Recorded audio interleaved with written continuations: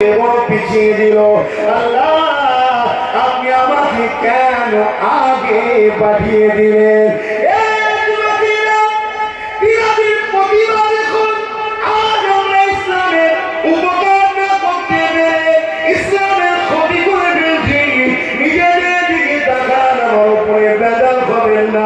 আমার কারোর সঙ্গে কোনো আত্মীয়তাও নাই, কারোর সঙ্গে কোনো ব্যবসার লেনদেনও নাই, কারোর সঙ্গে কোনো সম্পর্ক দুশ্মনীয় নাই।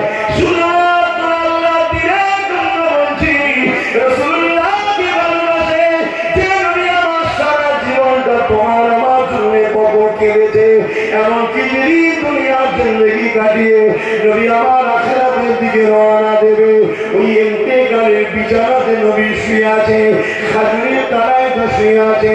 হযরত আজরাইল চলে আসলে আল্লাহ নবী সিনা মুবারকে হাত দিয়ে যখন হাত দিলেন, আল্লাহ নবী বলেছিলেন, ও হযরত আজরাইল আপনার কি মনে কোনো দয়া মায়া নাই?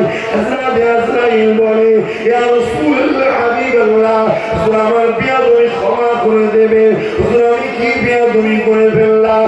আল্লাহ নবী বললে, হে আজরাইল তুমি আমার সিনার উপরে কেন পাহাড়কে চাপিয়ে দিয়েছো?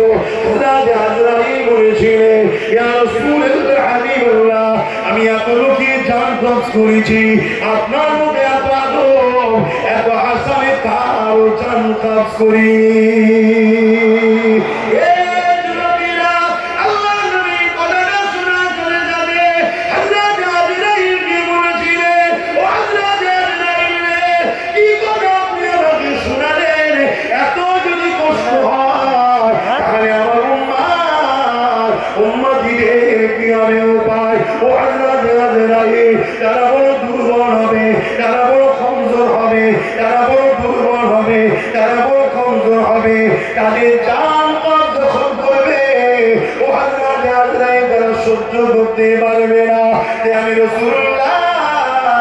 আমার সিনাকে মজবুত করে ধরে নিচ্ছি,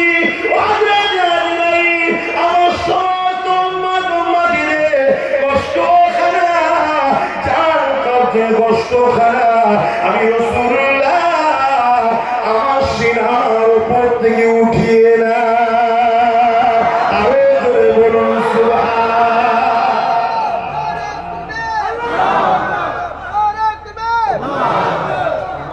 সবাই হাত তুলে একটা স্লোগান দেন, কোনো টেনশন নেই, হাত তুলে বলুন লাব্বাইকা ইয়া রাসূলুল্লাহ।